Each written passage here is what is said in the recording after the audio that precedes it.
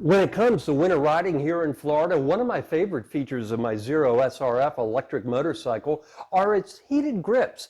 Those, along with a lighter pair of gloves and a good jacket, are usually all I need to ride in December and January and into February here in Florida. But my Kawasaki Vulcan 900 Classic LT has no such luxury. So in this week's episode of EV Rider, I'm going to do a how-to on how to install heated grips on your motorcycle. I purchased a set of Oxford heaters. They were $81 at the time of this review. I made my decision based on the positive reviews left by other riders. So, of course, the first real step is to read through the installation manual and to make sure that you bought the right size heated grips for your particular bike. Much better to go ahead and figure out you got the wrong grips and swap them out before you get started, obviously. Because in most cases, you're going to have to go ahead and cut the existing handlebars off. Now, in my case, the Kawasaki has rubber handlebars, so before I go to that great extent, I'm going to first see if I'm lucky and I can roll off the handlebars since they're rubber. Probably won't be able to, but it's worth a shot. Well, unfortunately, as I suspected, that idea didn't work, so I am going to go ahead and make a few cuts in my handlebars, and that way I will be able to get them off. So as you can see, I'm using a little hacksaw. You want to be careful. Don't get overzealous in this because you don't want to damage anything, but take your time. Okay, I've made my cut, so I'm getting a screwdriver in to just help kind of wedge it off. Yeah, and there it is. And now that I've got that off, you can see that the original manufacturer actually put some glue on, so that's one of the reasons it was hard to get off, and I think you're going to find that in the case of most of the stock handlebar grips, you're going to have to do something similar to what I'm doing. It's a bummer, but that's just the way it is. Although these probably aren't anything you'd want to save anyway. Okay, and you can see I'm getting my first handlebar grip off. And by the way, when we do this, there is going to be a difference between the throttle side and the other side of the bike. They are different, so you'll have to keep this in mind when installing your grip. So let's move to the other side. Okay, as you can see, I've got this side coming along nicely as well. Now that I've got that little piece off, I'll be able to easily get in there and just kind of break the rubber, and then I'll be able to get this side off as well. So now that we have the old grips off, it's time to go ahead and test fit the new grips. Now what kits do, they give you adhesive that you will be putting on the handlebars to hold them in place. It's that simple. But obviously you don't want to do that until you're sure you've got everything positioned correctly. So for now, I'm just doing test fits. Yep, the test fit looks okay. So the good news is I've now confirmed that at least I bought the right size handlebar heated grip. Now, one thing that I do want to show you is that there are inserts, and you're going to get more than one insert with the kit, at least in the case of the Oxfords. And what those are for is to make sure that you get the correct fit. So, for example, if I were to put this throttle side on without this insert, the fit would be too loose. But with it, we'll end up with a perfect fit once the glue is in place. So as you can see, the kit also does come with the glue I just referenced, and that is going to go on the inside, which of course is going to bond then to the throttle and clutch side. Another nice thing about this particular kit, it even comes with what I would call idiot-proof labeling. So as you can see, this has got an R, which stands for right side, so I don't accidentally mix up the grips. Okay, as you can see, I had to use a hammer. That glue sets really fast, so really be sure you know what you're doing, that you've got this set before you start the procedure, or you might get stuck.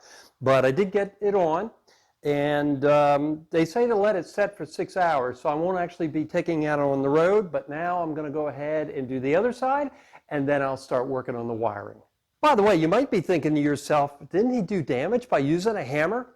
Well, what I did to make sure that didn't happen, I did two things. One, I took my old handlebar grip, which was rubber, and I put it on top to go ahead and, kind of just cover it up and so it wouldn't be hit as harshly, so to speak. And then the kit gives you spare handles in dark chrome and light chrome. So what I did, I put the spare on just in case I damaged it while I was hammering, which I didn't, but just in case I did, that way I had a backup plan. Okay, another thing I want to give you guys is a quick warning. When you're setting your grips up, you want to go ahead and keep this area in mind. What you want to make sure that you do not do is put the wiring harness area somewhere where it would interfere. So for example, if I set it up like this, it would interfere with my clutch play, which would be no good. So just one more thing to think about. Just pick a position where it's not going to interfere with any of your controls, such as your horn or turn signal on this particular side. So what I'll do, I'll sort of position it down about there, and that way all my controls will be fine. And of course I did the same thing on the other side. I'm happy to say this side was a lot easier to slide on and glue, thankfully. So next what I'm going to do, I'm going to start running my wiring. Now the kit does come with zip ties, but depending on your motorcycle, you might be able to go ahead and wire it without even using the zip ties through your handlebar, using the fasteners that came with your motorcycle for its other cabling. So I'm going to try that first because that would be a cleaner look if it would indeed fit.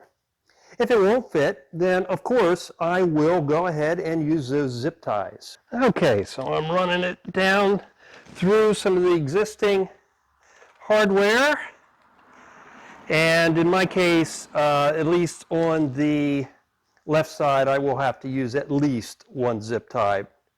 But no big deal, that's what they're there for. So we'll just go ahead and do that right now. So here's the control module that Oxford gives you. They give you a variety of mounting options. So basically what you're going to do, you just basically are going to have a couple plugs. It's almost like plugging a Christmas tree lights in.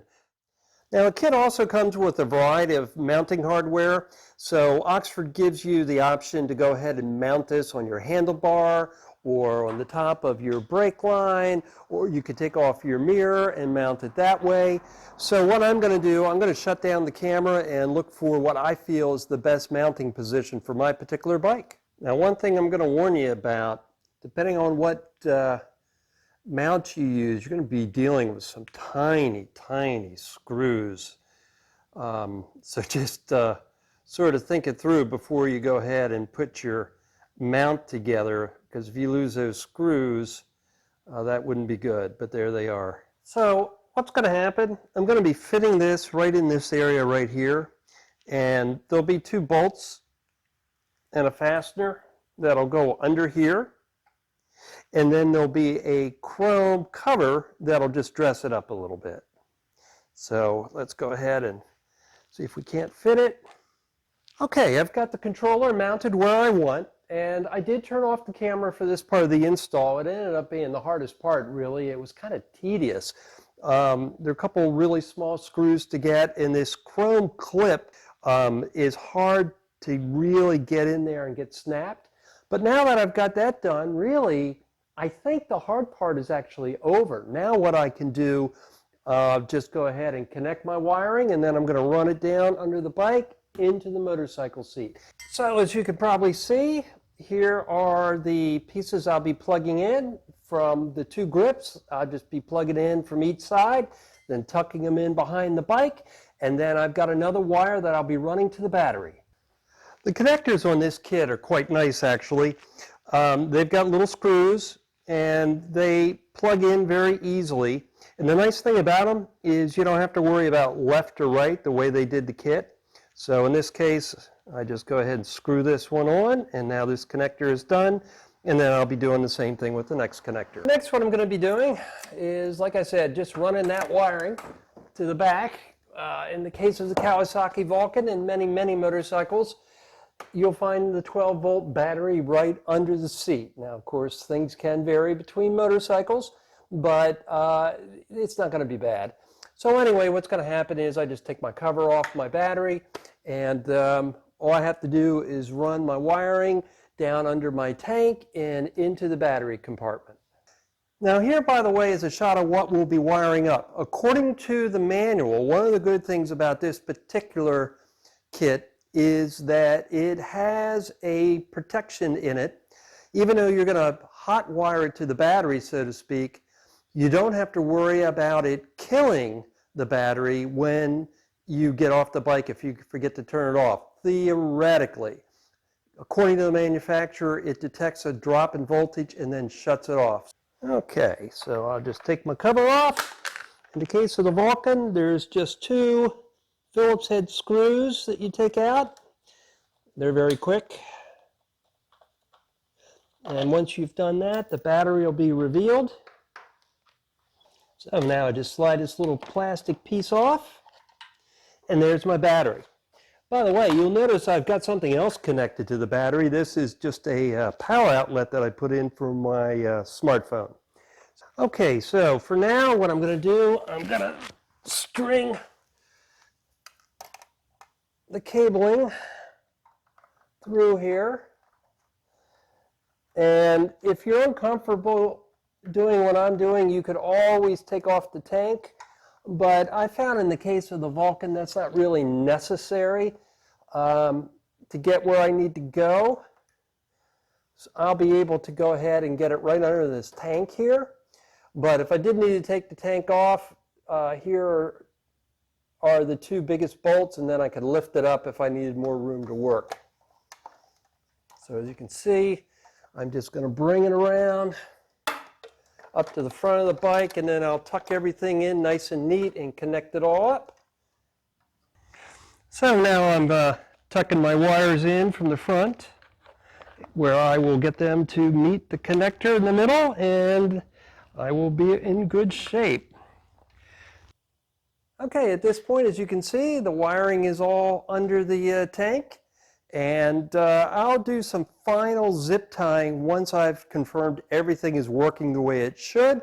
But now I'm to the moment of truth, hooking it up. Okay, now I'm stating the obvious here, but this is where it's really important that positive goes with positive and negative goes with negative. And you can see in my bike, all I got is 2 Phillips heads, so all I got to do is put it in there.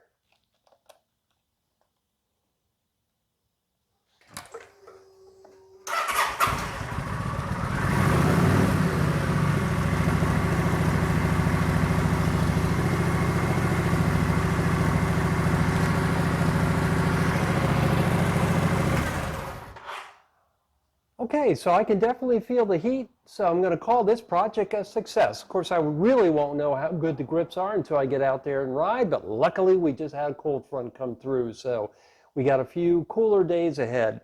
So if you found this episode of EV Rider at all useful, I hope you'll give it a like and subscribe to my YouTube channel so I can bring you more adventures in EV motorcycling and occasional how-tos like this one from time to time. And if you'd like me to do a review on these Oxford heated grips once I go ahead and get a little seat time and heat time with them, let me know in the comments, and I can always come back and give you a quick update from the road and tell you how they're working out. But for now, that's another episode of EV Rider. Thanks so much for watching, and we'll see you again next week.